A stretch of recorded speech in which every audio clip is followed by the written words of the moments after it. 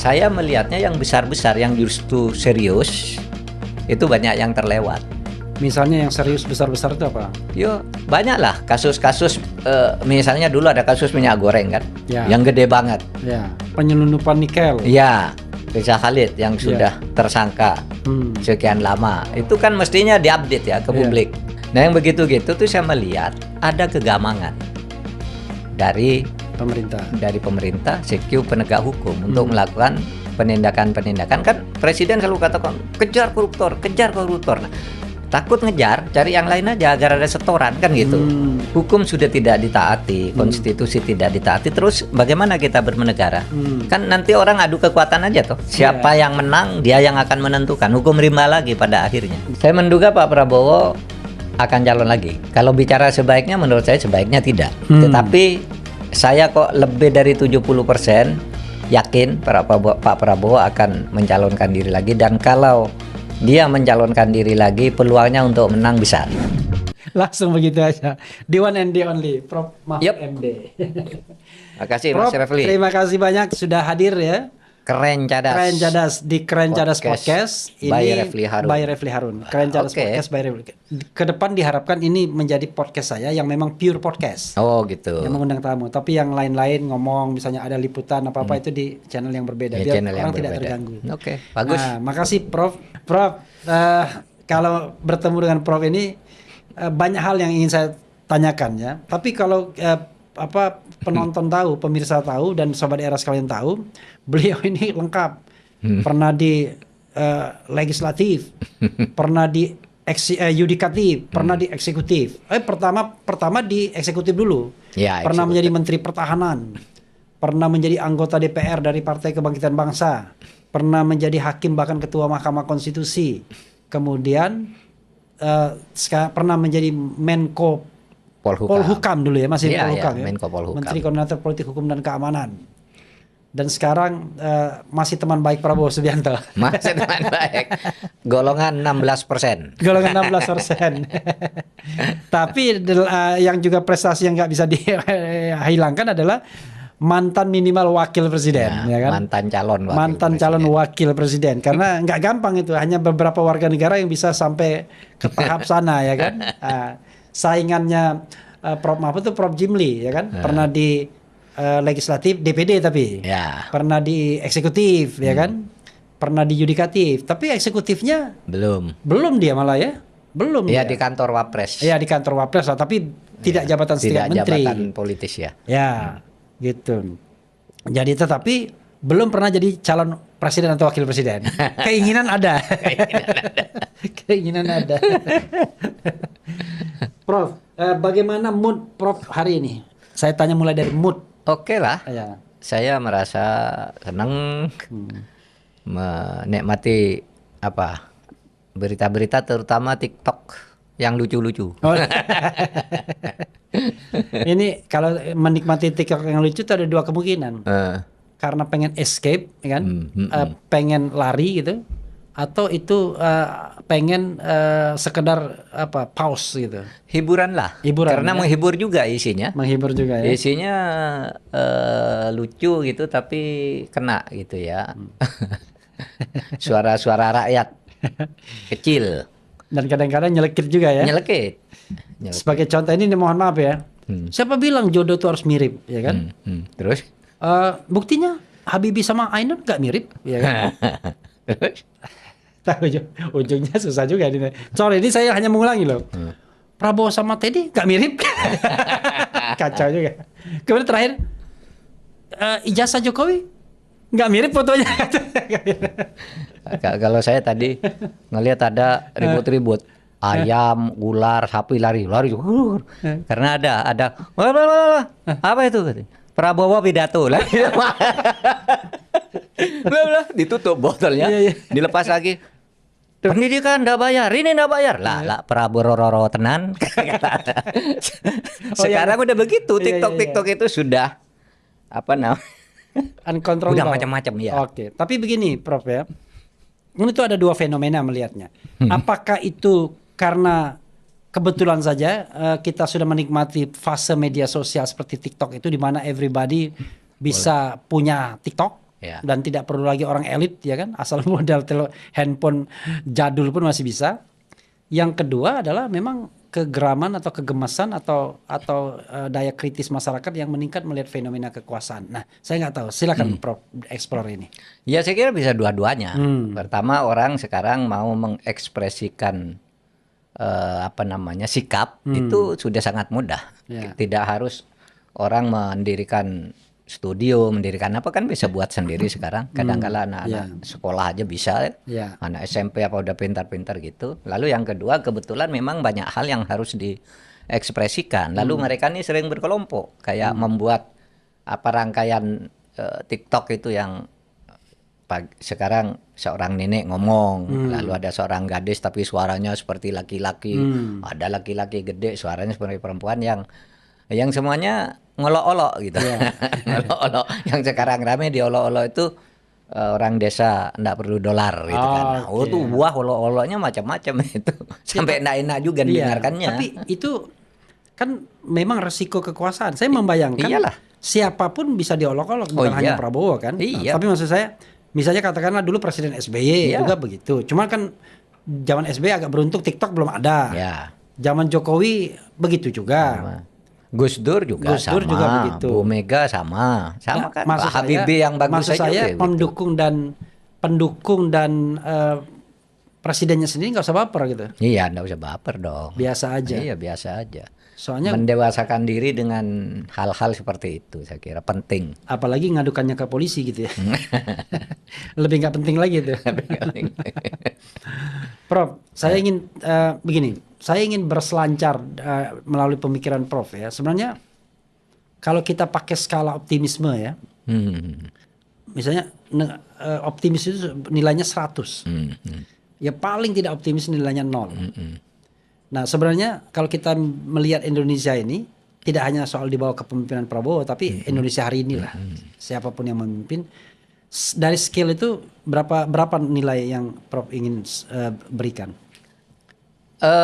Saya tidak pernah memikirkan berapa, tetapi sudah pasti kemajuan-kemajuan ada. Tidak mungkin kita menganggap nihil ya apa yang dikerjakan orang. Tapi masalah-masalah penting menurut saya masih agak mundur ya. Menurut saya di bawah 6 lah. Seharusnya kan minimal 6 untuk cukup ya. Untuk cukup 6. Kalau sudah 5 itu sudah kurang kan. Nggak lulus kalau sekolah. Saya melihatnya belum 6. Tapi ada beberapa yang mungkin sudah 5. Kalau misalnya kebijakan ekonomi, saya bukan ekonom, tapi kalau merasakan secara umum di atas 6 saya kira. Tapi kalau penegakan hukum, demokratisasi dan sebagainya itu masih di bawah 6 menurut saya. Masih di bawah 6. Tapi jelek-jelek amat juga sampai fatal gitu, mungkin tidak. Cuma arahnya untuk terus ke bawah itu lebih mungkin. Kalau situasinya seperti sekarang ya. Gitu aja kalau saya. Kalau situasinya seperti sekarang. Nah, pertanyaannya adalah situasi seperti apa yang memungkinkan ini going down gitu. Akan terus ke bawah. Tadi Prof menyebut situasi hukum, berarti kan penegakan hukum ya maksudnya. Law enforcement. Demokrasi. Berarti demokrasi dalam politik, bukan demokrasi dalam ekonomi ya. Nah, itu situasi seperti apa yang membuat ini punya alarm untuk going down itu seperti apa? Ada yang bilang begini, kalau tidak ada perubahan kebijakan, decline-nya akan terus gitu. Meskipun ini jawabannya di ekonomi, ada yang bilang begini, ini declining ini terus, kalau enggak nanti akan benturan di sini, terjadi sesuatu yang mungkin tidak kita inginkan. Tetapi sebenarnya ada sekarang dalam menuju ini, kalau terjadi perubahan, tentu saja pemerintah, misalnya dalam hal penegakan hukum, kemudian di ekonomi dikatakan misalnya ada restrukturisasi APBN, anggaran, dari sektor tertentu dipindah ke sektor lain, mungkin akan ngerem gitu. Tapi kalau enggak, ini akan terus, enggak ada jalannya. Ini analisis yang muncul seperti itu ya. Tapi memang Mas Refli, seperti keimanan kita terhadap ilmu, bukan terhadap agama. Terhadap ilmu yang kita tekuni, memang masalah hukum ini akan sangat menentukan, karena sekarang sangat buruk hukum itu. penegakan hukum terhadap misalnya apa yang disebut korupsi itu kan tidak menyasar pada gejala-gejala yang dirasakan oleh masyarakat. Ya. Yang kemudian ditangani itu kesannya adalah mencari setoran. Yang misalnya jaksa atau polisi itu ditagih.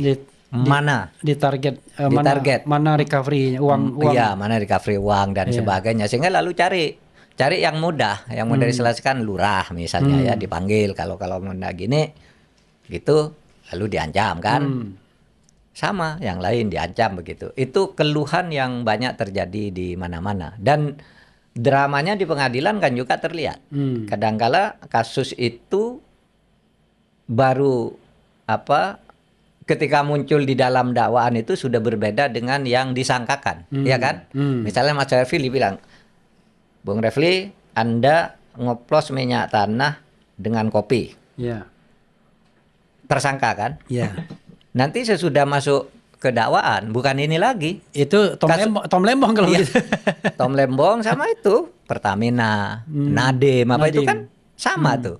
Yang diumumkan semula, expose semula. Ini kamu yang dilakukan sehingga kamu harus tersangka.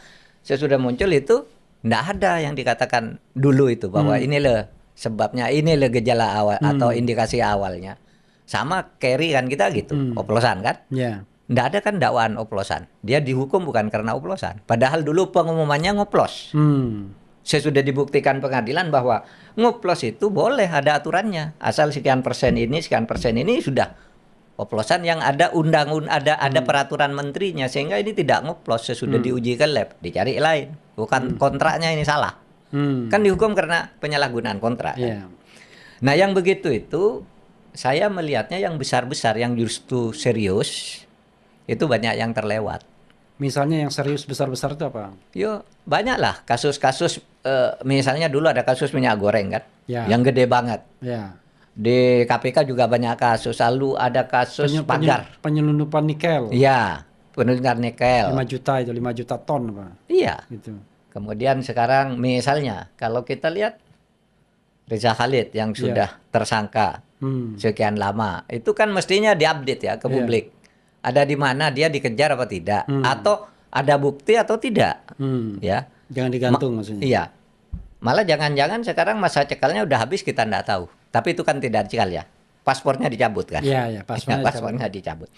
Nah yang begitu-gitu tuh saya melihat ada kegamangan dari pemerintah, CQ penegak hukum untuk melakukan penindakan-penindakan. Kan Presiden selalu katakan kejar koruptor. Nah, takut ngejar, cari yang lain aja agar ada setoran kan gitu. Ya kan? Nah, ini analisis saja karena yang sebenarnya sudah menjadi isu besar itu kan banyak yang kemudian enggak jalan, enggak dikejar. Iya kan? Iya. Iya kan banyak sekali yang sudah Saya ngasih contoh satu terpaksa yang saya katakan. Misalnya Zarub Rikar gitu. Ya, Rikar. Zarub Rikar ini jangan disingkat Prof ya. Zarub Rikar aja. Jangan disingkat. Kenapa? Ricardo. Zarub Rikar. Kalau singkatannya kan jelek banget jadinya. Zarub Rikar jangan disingkat. Oh ya. Jangan dikasih singkatan. Jadi akronim ya. Nah, dia ditangkap ya. Ditangkap dengan uang senilai hampir 1 triliun. 1 triliun. Plus 922. Ya, 900 tambah 5 kilogram, ya, 50 kilogram kan. Ya, itu apalagi emas sekarang kan. Itu udah lebih dari 1 triliun ya, udah hampir. Ada bahkan yang bilang 1,6 triliun. Ada yang bilang 2 triliun kan. Ya, kita nggak tahu ini kan isu publik namanya. Cuman saya mikir seorang Zarub Rikar yang bisa mengumpulkan 1 triliun hanya karena maklarisasi, berapa uang yang mengalir ke penegak hukumnya, ke hakimnya misalnya. Kalau satu majelis 3 hakim, saya nggak mungkin nggak rata kan. Dulu saya berpikir kenapa nggak Presiden Prabowo mengeluarkan perpu saja untuk shutdown Mahkamah Agung, diseleksi ulang hakim-hakimnya, yang baik dipertahankan, yang tidak baik dibuang, karena itu kan benteng terakhirnya kan, the last bastion of penegakan hukum kita kan, law enforcement. Nah, tetapi orang menganggapnya ke business as usual jadinya. Udah. Dan seorang maklar yang bisa mengumpulkan uang sampai 1 triliun itu dianggap biasa aja. Padahal kan multiplier efeknya kan kemana-mana harusnya kan. Kayak seperti itu. Iya. Gitu. Apalagi kalau kita dengar putusan hakim itu kan disebutkan di situ bahwa di uang-uang yang disita itu kan ada nomor perkaranya juga. Yang bundelan ini perkara nomor sekian, bundelan ini perkara. Dan itu nggak dikejar. Itu tidak dikejar. Kan mestinya itu dikejar. Nah, itu yang kira-kira menurut orang-orang lapangan itu yang kira-kira menyebabkan Mahkamah Agung tuh menjadi takut untuk menyelesaikan kasus. Karena dia tersandra. Tanpa terikat, tanpa memperhatikan apa keinginan jaksa. Sehingga loh kalau jaksa nuntut gini nanti ditolak gitu. Oh, nanti ini dibongkar karena jaksa tahu semua tuh. Tahu semua. Perkara nomor berapa, ini berapa itu sudah ada nama-namanya konon. Sehingga sudah ada rupiahnya semua. Sudah ada rupiah. Sudah dibundel lah ini untuk perkara nomor berapa, ini perkara nomor berapa. Iya, tapi gitu. Maksud saya Prof, itu kan gawat. Artinya kalau memang Prabowo mau memberantas korupsi, kenapa dia tidak memanfaatkan momen itu? Saya berpikir ya, kan intervensi kepada dunia peradilan tidak boleh. Tapi kalau intervensi dari kebobrokan ya harus. Masa dibiarkan saja misalnya. Operasi sesar namanya. Iya. Toh. Betul-betul diamputasi, kemudian yang baik dipertahankan, kemudian dicari. Kalau MA-nya baik semua, kan paling tidak kita bisa berharap tuh. Karena gini, dulu kan untuk memperbaiki MA itu direkrutlah yang namanya hakim ad hoc, ya kan? Kayak dikasih ini serumnya ini. Ternyata sekarang yang ditangkap tuh hakim ad hoc juga. Yang dulu ditangkap yang jadi perantara korupsi di Semarang, Jawa Timur dan Kalimantan itu kan perempuan itu hakim ad hoc kan. Lalu Gazalba misalnya. Iya itu kan hakim ad hoc dari perguruan tinggi pula kan. Perguruan tinggi. Gitu. Ya itulah. Nah, sekarang saya jadi bingung gimana nih cara menyelesaikannya. Ya, kalau saya kan nggak mungkin kan diserahkan pada Menteri Yusril kan, pasti harus presiden yang punya kewenangan membuat perpu dan lain sebagainya. Nah, itu yang selalu saya katakan. Sebenarnya kalau mau presiden kok bisa melakukan apa saja. Iya kan? Dia diberi asal baik, pasti didukung masyarakat kan? Iya, pasti. Nah, itu yang kita tunggu sebenarnya dari presiden karena yang dirasakan oleh masyarakat itu paling tidak sampai sebulan lalu ya, yang dirasakan oleh masyarakat tuh yang dipidatokan oleh Pak Prabowo tuh enggak pernah terlaksana di tingkat implementasi. Iya kan? Ini kita bicara hukum ya? Apa saja. Karena kalau ditanya ke Zulkifli Hasan beda. Di sini Zulkifli Hasan bilang, coba cek katanya. Gabah tidak ada yang kurang dari 6.500. Kalau yang kurang dari 6.500 saya yang bertanggung jawab. Kemudian dia juga cerita mengenai Koperasi Merah Putih dan lain sebagainya, kemudian tentang ikan dan lain sebagainya, tentang beras yang surplus 5 ton dalam sejarah tertinggi. Tapi kenapa dolar terus menguat? Ya, memang kita harus ngelihat ya bahwa dari kita mendengarnya dari masyarakat juga seperti itu, tapi kalau dari pemerintah selalu optimis kan, selalu optimis. Ya kita lihat aja perkembangannya. Ya. Di masyarakat sebenarnya bagaimana, apa yang terjadi. Mungkin beras ya benar ya kali ya, tapi banyak hal-hal lain kan jadi masalah sekarang di masyarakat ya, kebutuhan sehari-hari dan sebagainya. Saya melihat misalnya di Jogja itu restoran-restoran, toko sepi loh, lebih banyak yang jual daripada yang belanja di situ. Akhir-akhir ini saya melihatnya, tapi saya tidak tahu. Kita berharap mudah-mudahan yang benar pemerintah, karena kalau pemerintah itu benar, rakyat tidak sengsara, iya kan? Kita kan tidak ingin juga pengamatan kita menjadi benar, mudah-mudahan salah malahan kalau kesimpulan negatif bagi kehidupan bernegara. Tapi kalau kita letakkan begini, sejauh mana Prof percaya dengan yang namanya IPK atau CPI Corruption Perception Index dari Transparansi Internasional? Karena nilai 2025 which is itu Prabowo sudah kontrol sendiri kan. Kalau 2024 sharing lah dia kan dia baru terakhir. Nah 2025 turun IPK kita turun 34. Jadi 34. Dan itu adalah poin tertinggi yang bisa dicapai SBY setelah dia naikkan dari poin 20. Pada masa pemerintahan SBY 34. Oleh Jokowi di 2019 dia tingkatkan sampai 40. Tapi pada masa akhir pemerintahan jadi 37. Jadi 37. Sebelumnya 34 juga. Ya. Sempat rebound 37. Sekarang 34 lagi. 34 lagi. Nah, artinya dari sisi itu nggak berhasil kan pemberantasan korupsi jadinya. Iya, saya selalu mengatakan itu kalau kita ingin tahu ukuran keberhasilan pemberantasan korupsi itu kan IPK, Indeks Persepsi Korupsi itu. Walaupun Fadlizon di sini membantah itu kan, ya, itu soal lain. Soal lain lah, tugas dia untuk membantah. Dia harus mencari semua alasan untuk membantah semua yang tidak baik, itu tugas saya kira, karena kesatuan pandangan dari pemerintah itu harus dijamin gitu, tidak boleh mencar-mencar gitu kan.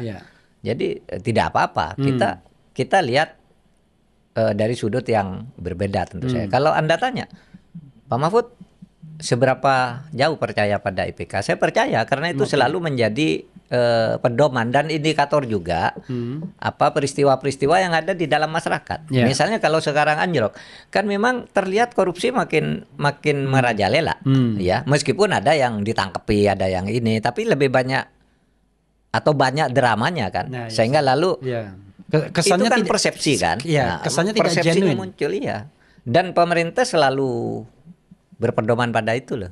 Dulu waktu saya di pemerintah itu Pak Jokowi sangat percaya pada IPK itu. Oleh sebab itu kalau IPK turun dia langsung panggil tuh Jaksa Agung, KPK, Polri, Menko Polhukam. Kenapa nih turun?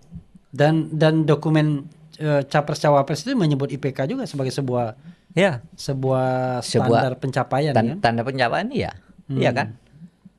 Kalau saya percaya karena itu ilmiah gitu. Meskipun persepsi itu menggambarkan situasi kita yang hidup kan. Persepsi itu muncul dari realitas. Iya, dari realita kan.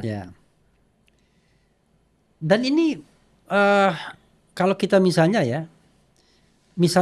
katakanlah 3 bidang besar ya. Hukum, politik, dan ekonomi. Biasanya kan kalau pemerintah dianggap dia punya giroh gitu, punya semangat baru, bisa jadi ekonominya terbang tapi hukumnya keteter. Atau sebaliknya hukumnya kuat tapi ekonominya agak tersendat. Atau sebaliknya hukumnya kuat politiknya terancam gitu. Ekonominya kuat politiknya jadi tidak bebas. Tapi kalau tiga-tiganya di masa pemerintahan Prabowo ini, coba kita objektif misalnya. Dari sisi hukum Prof pesimis. Saya pesimis. Dari segi ekonomi tadi bilang wah ekonomi udah baik, tapi tiba-tiba bicara mengenai dolar dan rupiah terpuruk gitu ya. Rupiah terpuruk itu sebagai sebuah indikator kan. Kemudian barang dan jasa tidak turun juga harganya kan gitu. Kalau saya ekonomi itu seperti dolar yang tinggi gitu akibatnya terhadap masyarakat di desa-desa juga terasa loh. Saya itu di Jogja, Mas Refli, 2 hari sekali jogging. Nah biasanya sebelum jogging tuh mampir ke orang jual jeruk pinggir jalan tuh untuk sambilan. 3 kali terakhir ini tutup. Nggak mampu lagi membeli barang yang akan dijual. Sementara kalau mampu yang beli juga sudah tidak banyak rugi sehingga tutup dia. Nah itu saya yang lihat saya di pinggiran kota di Jogja, jadi lewat orang jual di pinggir jalan itu ngerasakan itu sekarang. Lalu kalau saya lihat ke toko lewat di Jalan Solo gitu yang biasanya ramai, toko tuh sepi, lebih banyak yang jual daripada orang yang datang. Ya bayangkan itu gimana kehidupan orang jual di pinggir jalan tuh sudah berkurang, jual kue panas yang sambil digoreng ditunggu itu sudah mulai berkurang. Politik misalnya, kalau kita lihat politik kalau hukum politik kan yang paling khawatirnya adalah ini mohon maaf nih, pola Pak Jokowi itu direplikasi oleh pendukung Prabowo. Hegemonik. Bukan. Begitu ada orang yang mengkritik pemerintahan, itu bisa langsung jadi bulan-bulanan pendukung dan kemudian dilaporkan malah. Itu ada. Sering sekali kan, wah tiba-tiba muncullah organisasi ini. Maksud saya bisa nggak Pak Prabowo bilang, kamu nggak usah mengatasnamakan pemerintah untuk melapor sana, lapor sini, bikin ribet aja kan. Tapi terjadi dan kelihatannya di entertain juga. Cara komunikasi katakanlah jangan-jangan karena kita itu dianggap musuh sama mereka. Ingin memperbaiki bicara benar dianggap musuh kan. Gitu. Sehingga mereka mengumpulkan segala kontra argumen kita kan, bagaimana caranya menghantam Refli kira-kira begitu kan. Iya betul. Itu banyak gitu yang terjadi. Mas Refli sangat banyak tuh ya. Dan saya sekali-kali juga dan ada. Kerja begitu. Presidential Communication Office kadang-kadang begitu, jangan-jangan. Ya. Wah, gimana caranya ini membungkam Rocky Gerung kan? Loh, kok demokrasi kayak begitu jadinya ya, saya pikir. Prof, Iya, yuk. Jadi, tapi begini Prof, saya harus mengkritik Prof juga, boleh kan? Boleh sekali. Boleh sekali. Justru saya ingin dikritik biar saya bisa menjawab. Ya. Tapi orang mengatakan, ini Prof ini nggak jelas nih orientasinya. Ini kemana? Saya menyampaikan kritik ya seorang menteri yang baru saja datang. Iya.